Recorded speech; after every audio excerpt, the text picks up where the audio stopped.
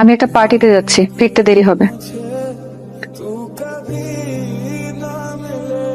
এই পূর্ণতা, hello sir, আমি পূর্ণতা।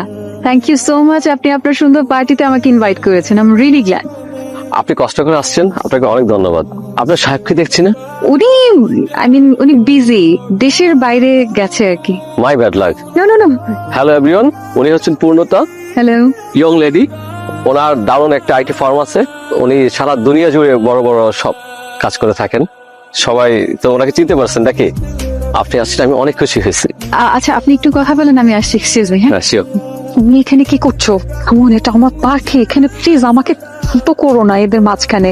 আর কি পরে এসেছো, মানে এই অবস্থায় এ ধরনের পার্টি? এটা দেখো আমার বিজনেসের জায়গা, সো প্লিজ তুমি এখন চলে যাও। তুমি আমাকে এদের সামনে ইনসাল্ট করো না, এখনই এখান থেকে চলে যাও প্লিজ। আমার কি সৌভাগ্য। শান্ত সাহেব যে, প্লিজ আসুন। আপনি আসছেন, আমি সিরিয়াসলি বিশ্বাস করতে পারছি না।